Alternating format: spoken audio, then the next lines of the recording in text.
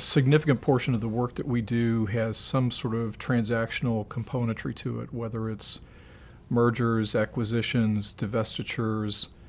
Increasingly in a world where activism is playing as prominent a role, especially with publicly traded companies, the role that we often play is we're brought in to assist when a deal's going through, whatever that looks like, to help keep all the different audiences on the same page. So that's the messaging, that's positioning with the street.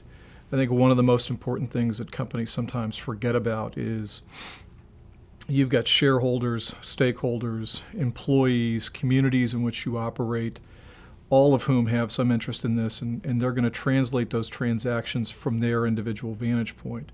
So how do you tell a consistent narrative that ties all of that together and also connotes what the value of this deal is going to be?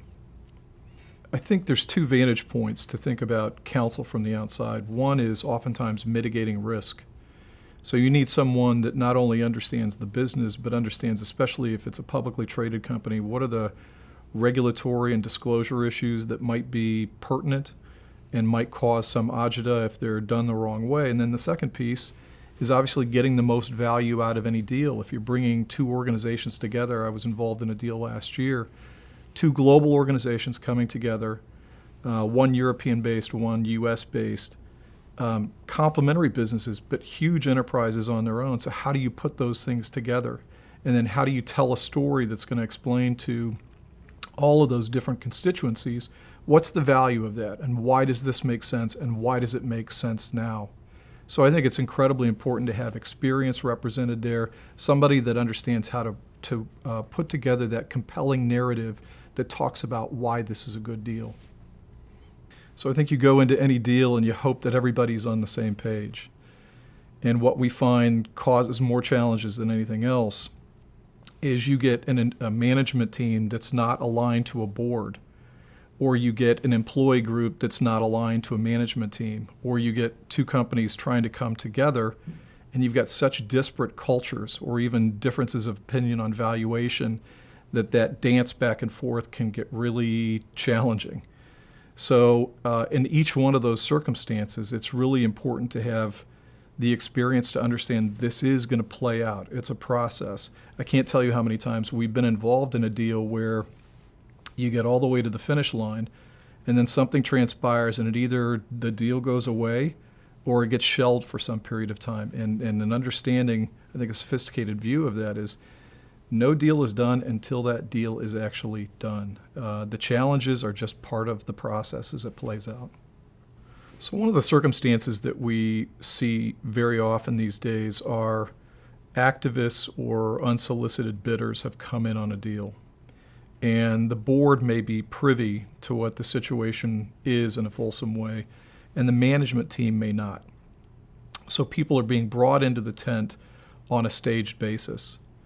And what that means is the flow of information is really constricted, which means that crafting a narrative and then having it get communicated to all those key audiences in a structured way is going to be a real challenge.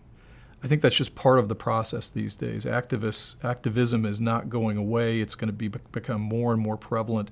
You now have so many more activists on boards that are creating involvement in deal flow. But I think one of the things that people should expect is you're not going to have full purview into the details of a deal oftentimes until very late in the process. And that's not the ideal, but I think that's just a fact of life that we have these days. So if the rule of thumb is always we want to get the most out of any deal that we do, our strong experience has proven out that the more you can get audiences on the same page to help them understand what this is going to mean for them, what the expectations are going forward, the better off the deal is going to prove out to be.